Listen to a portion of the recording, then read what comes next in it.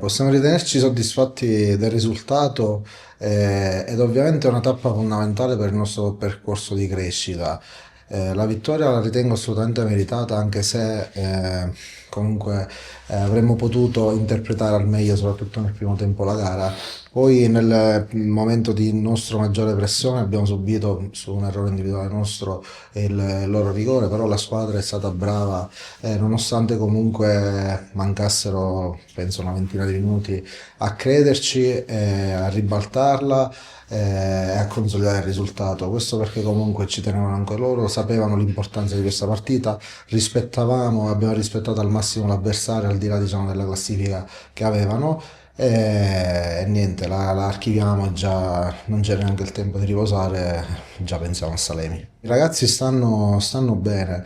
Uno dei due infortuni è stato un problema al ginocchio, l'altro penso muscolare, ma sapevamo che il ragazzo Reina può essere soggetto, è soggetto, è da poco, comunque non ha potuto fare la preparazione con noi e questo comunque lo mette in difficoltà, però penso, dico, non ho avuto modo ancora di parlare con lui, ma penso che non dovrebbe essere qualcosa di particolarmente grave. Non mi piace definirlo turnover perché loro sanno che tengo in alta considerazione l'intera rosa, più o meno tutti hanno avuto l'opportunità di mettersi in mostra e giocare all'inizio, di subentrare, altri ancora non l'hanno avuto ma sanno che l'avranno. Per essere nella rosa di questo genere significa che tutti hanno un valore, una qualità importante, crediamo su loro.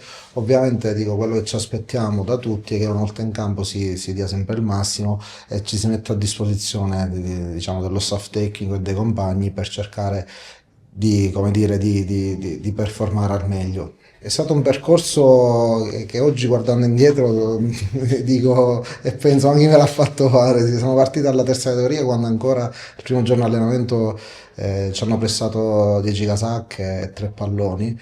Il Gemini veniva da un fallimento, comunque da anni importanti in eccellenza e ritrovarsi in terza categoria è stata al pari di una tragedia.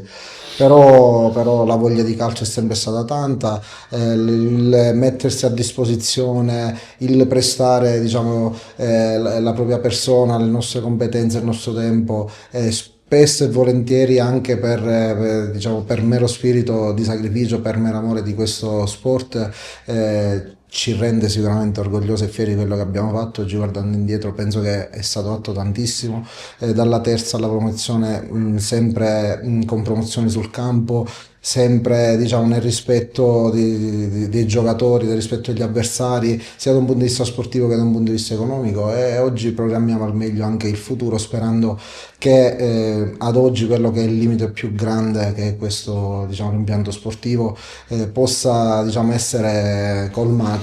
Speriamo, aspettiamo quanto prima inizino i lavori, sappiamo che ci aspetterà magari un periodo di enorme sacrificio, però è una tappa fondamentale se il Gemini vuole aspirare magari a palcoscenici ancora più importanti della promozione. Sappiamo che la fase di appalto, quello che ci dicono i tecnici dell'amministrazione comunale della gara di appalto sono diciamo imminenti, per cui la nostra speranza è che entro la primavera possano iniziare i lavori, così comunque da poter suddividere tra questa stagione e l'inizio della prossima stagione la fase di realizzazione, che comunque da quello che ci prospettano non dovrebbe essere particolarmente lunga, speriamo e auspichiamo, e quindi l'importante è che questi tempi vengano rispettati, faremo qualche sacrificio e ripartiremo magari in una nuova casa, una rinnovata casa che è troppo importante oggi per fare calcio. In questo terreno non è facile, cioè, veramente è più facile per chi viene, ma per noi che dobbiamo